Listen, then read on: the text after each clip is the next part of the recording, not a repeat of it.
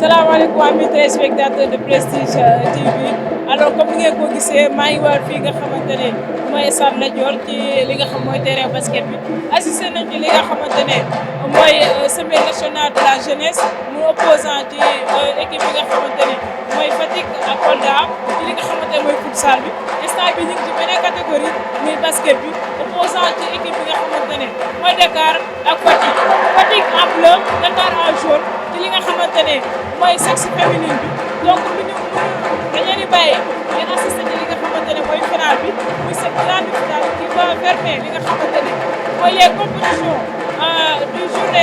des journées nationales de la jeunesse dañ leen di bàyyi ngeen seetaan ko maa ngi ngeen dund ci li nga xamante ne mooy ambiance bi suba la clôture bi ñu ngi koy amee fële nga xam ne mooy Mbour avec sous la présence effective du premier ministre monsieur ki nga xamante ne mooy Ousmane Sonko ak ki nga xamante ne mooy ministre de la jeunesse et du sport madame Khady Diène Gaye donc lu ñuy def rek mooy bàyyi nga assisté li nga xamante ne mooy final bu mag bi ñu ñëwaat merci beaucoup. bon salaamaaleykum maa ngi nuyu ñëpp di ziar ñëpp man la coach Papis Ndoye dëkk région de Louga yor fii di coach équipe 3 délégation Louga. waaw défaite bi jàng nañ si lu bari quoi parce que lii. daawuñu ko sax def booy yi amuñu sa expérience c'est la première fois ñu joué ko xam nga comme accédé nañ ba final man pour man c'est une fierté parce que mënoon na demee neneen suñuy moroom bëri woon y avait 14 régions bon on a sorti les finalistes vice champion du moins vice champion lañ génn kon donc xale yi vraiment dama leen di féliciter quoi di ñaan aussi que ça soit muy léegi bi que ça soit muy fédération comme ministère des sports lii mu def ñu koy organiser surtout dans les régions aussi pour ñu xam ko parce que régions yi xamuñu ko c'est juste que Dakar presque fa la Dakar la yem mais yeneen régions yi xamuñu ko quoi malheureusement. waaw mais en tant que technicien aussi jàpp naa ni damay gagner mais jàpp naa ne aussi tamit ça ne sera pas facile même bu ma doon gagner ça ne sera pas facile parce que équipe Dakar bi y avait de bons éléments wax sincèrement parler képp ku xam basket ak kuy technicien da nga ko gis parce que dañoo am kenn koo xam ni.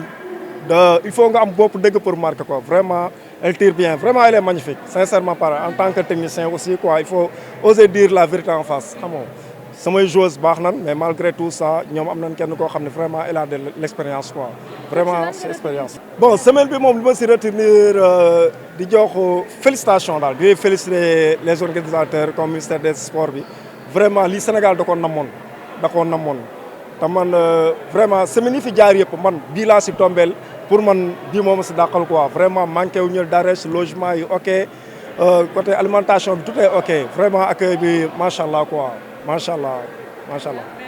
coach déjà félicitations ñu bàyyi la nga présenté wu. bon merci d'abord je ne suis pas un coach bon on avait notre coach est un regroupement de l'équipe nationale et j'étais l'encadreur de l'équipe. Je me suis débrouillé pour coacher cette équipe, mais franchement le gros du travail a été fait par elle. Donc c'est des joueuses qui ont de l'expérience. C'était pas difficile de les coacher. Donc ils ont écouté les consignes que je les ai données et ça a réussi. Donc je leur dis félicitations à elles. Bon, je le savais déjà parce qu'avant le match, je les avais dit que ce sera un match extrêmement difficile parce que j'ai regardé l'équipe de Louga jouer. Je sais que c'est une équipe très athlétique. Elles sont athlétiques et puis elles sont techniques. Donc je savais que ça allait un match extrêmement difficile. Oui, ça on le savait à l'avance. Que ce ne sera pas un match gagné d'avance. Parce que lors des matchs de poule, je me disais que ce sera Louga ou Thiès, notre adversaire. Lorsqu'on a éliminé Thiès, je me suis dit que personne ne peut nous barrer pour prendre cette édition. Bon, il y a eu quelques failles, c'est normal. Ça fait 8 à 10 ans que cette cérémonie ne s'est pas jouée. Donc, s'ils reviennent pour le relancer, c'est une bonne chose. Franchement, je dis au ministère des Sports de vulgariser le basket 3-3. Parce que c'est une discipline qu'il faut vulgariser, quoi. C'est l'appel que je leur lance pour qu'ils vulgarisent le sport 3-3. Merci beaucoup de nous avoir suivis.